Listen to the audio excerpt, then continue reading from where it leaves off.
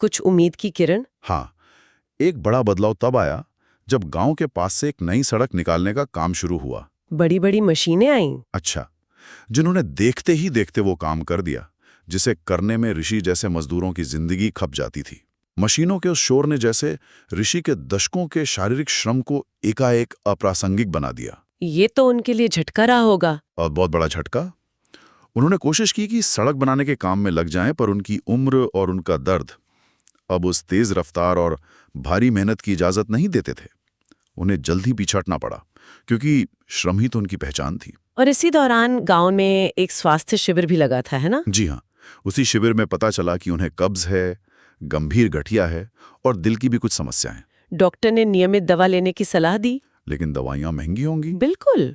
ऋषि के पास पैसे नहीं थे। उन्होंने कुछ लोगों से उधार मांगने की कोशिश की, पर गांव में सभी की हालत कमोबेश एक जैसी ही थी।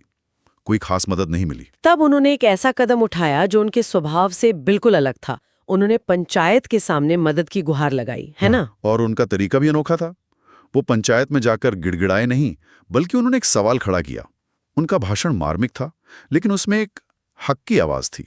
उन्होंने क्या कहा? उन्होंने कहा, एक वृद्ध की पीठ बिना पसीना बहाए भी बोझ उठाए रखती है, पर समाज का कर्तव्य मुझ बूढ़े से मेरा बोझ छीनकर क्यों छीना जा रहा है।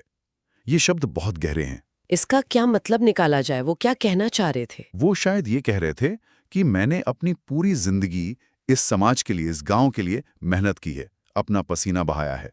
ये मेरा योगदान था। हाँ। अब जब मेरा शरीर साथ नहीं दे रहा, तो क्या समाज का ये कर्तव्य नहीं कि वो मेरी देखभाल करे? वो मदद नहीं मांग रहे थे, वो एक तरह से सोशल कॉन्ट्रैक्ट, सामाजिक अनुबंध की याद दिला रहे थे। अच्छा। एक अनकहा समझौता कि समुदाय अपने बुजुर्गों का ख्याल रखेगा, खासकर उनका जिन्होंने जीवन भर समुदाय की सेवा की हो। उनका सवाल था कि समाज उन्हें लाचार मानकर उनसे उनका स्वाभिमान क्यों छीन रहा है, बजाय इसके कि उनके योगदान को स्वीकार करते हुए उनकी मदद करें। पंचायत और गांव वालों पर इसका क्या असर हुआ? तो उन्होंने लोगों को झकझोर दिया।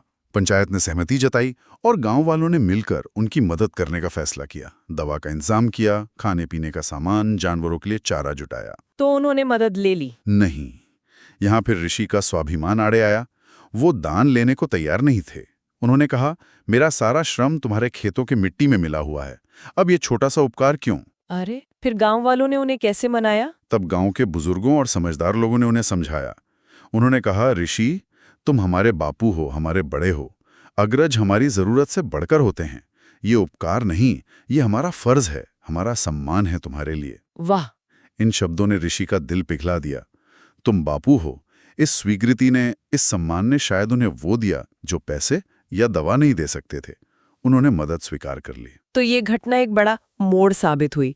जहां उन्हें शारीरिक श्रम से पीछे हटना पड़ा, वहीं समुदाय ने उन्हें एक नई भूमिका, एक नया सम्मान दिया। बिल्कुल, ये उनके जीवन का एक निर्णायक मोड़ था।